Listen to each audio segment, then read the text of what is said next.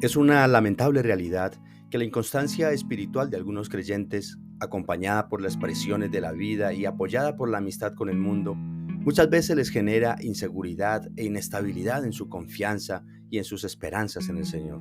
De hecho, dentro del mismo pueblo cristiano, hay personas que son selectivos en cuanto a las escrituras para creer.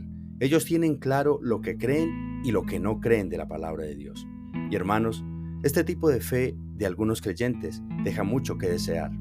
Cantidad de cristianos se asemejan más a Tomás, quien dijo hasta no ver, no creer, que al personaje de nuestro devocional que veremos el día de hoy. Soy el pastor William Zúñiga de la Iglesia Renaciendo en Cristo y quiero invitarte una vez más a que veamos el pasaje que registra el encuentro entre Jesús y el centurión, quien demostró que su fe era una fe única y genuina.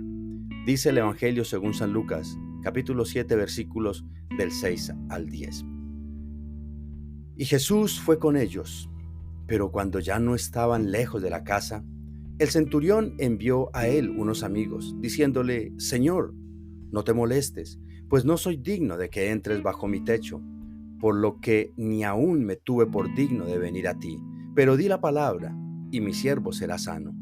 Porque también yo soy hombre puesto bajo autoridad, y tengo soldados bajo mis órdenes, y digo a este: ve y va, y al otro: ven y viene, y a mi siervo: haz esto, y lo hace. Al oír esto, Jesús se maravilló de él, y volviéndose dijo a la gente que le seguía: os digo que ni aún en Israel he hallado tanta fe. Y al regresar a casa, los que habían sido enviados hallaron sano al siervo que había estado enfermo. Los enviados del centurión comunicaron al Señor Jesucristo el mensaje que les había confiado el oficial romano, un mensaje que dejó atónito al mismo Salvador. De hecho, dirigiéndose a la multitud, como lo estamos viendo, exclamó: os digo que ni aún en Israel he hallado una fe tan grande.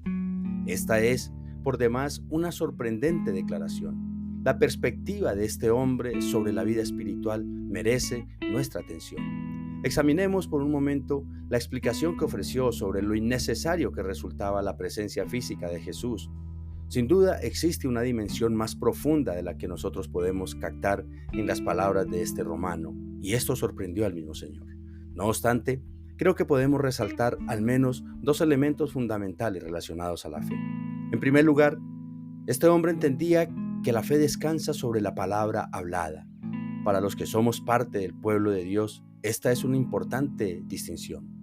Demasiados cristianos creen que la fe es una especie de sentimiento, de entusiasmo o pasión. Se cree que cuanto más positivo sea este sentimiento, más posibilidades hay de que se cumpla lo que el corazón anhela.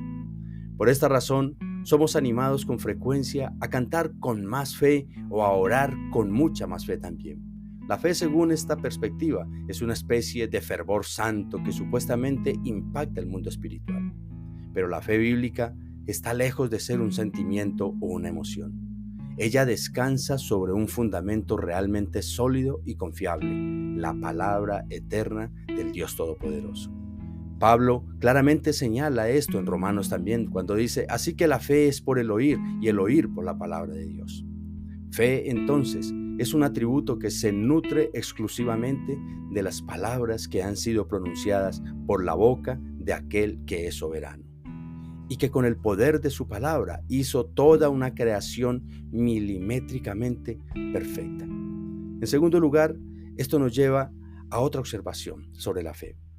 El centurión entendía que una actitud esencial de la fe tiene que ver con reconocer la autoridad del que pronuncia las palabras que la sustentan. Como conocedor del sistema militar, él lo entendía claramente.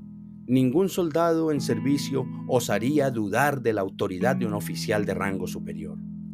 Toda la escritura o toda la estructura militar descansa sobre el hecho de que el que da las órdenes goza de una autoridad incuestionable a los ojos de quienes las reciben. Del mismo modo, la fe reconoce que cuando Dios habla, esas palabras poseen absoluta autoridad. Sus hijos pueden creer sus palabras porque su posición de soberano del universo la respalda. Si no existe un reconocimiento de esta autoridad total y absoluta, el ejercicio de la fe no sería posible. El centurión reconocía la autoridad de Cristo y entendía por ello que no hacía falta su presencia física para que llevara a cabo su obra.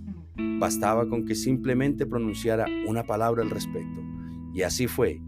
Habló, y cuando los que habían sido enviados regresaron a la casa, encontraron sano al siervo. Amados, esta es una hermosa y poderosa lección de fe genuina, que independientemente de las barreras que se puedan presentar, descansa en la palabra de aquel que tiene la autoridad y el poder para cumplir y hacer lo que dice. No importa que no veamos las cosas en el momento y de la manera que quisiéramos y esperamos, pero la fe única y auténtica consiste precisamente en eso, creer y esperar lo que aún no se ve. Hermanos, debemos entonces de ser este tipo de creyentes, que no se basa en lo que ve, sino en quien cree, Cristo Jesús. Vamos a orar, hermanos. Majestuoso Señor y Salvador, autor y consumador de la fe, al empezar este nuevo día, damos gracias a ti por tanta bondad y poder para sostener nuestra vida, aún en medio de las debilidades y luchas de fe. Padre, con vergüenza tenemos que reconocer delante de ti que muchas veces han sido más fuertes los temores y las dudas que la misma fe en ti y en tu palabra, Señor. Porque sabemos lo que la Escritura dice, pero no siempre creemos que se pueda cumplir en nuestras vidas. Padre, perdónanos, Señor. Te rogamos, bendito Rey, que nos concedas vivir en esa dimensión de la fe, que nos enseñe este pasaje y toda la Escritura, que nuestra alma descanse segura de que si tú hablaste, tú lo cumplirás, Señor. Te lo suplicamos y agradecemos en el buen y poderoso nombre de Jesús. Amén y amén. Apreciado hermano, pido al Señor que la santa palabra de hoy fortalezca tu fe, reavive las esperanzas en quien ha hablado, aquel que habló e hizo una creación natural, hermosa, maravillosa. Dios te bendiga, hermano. Comparte este mensaje.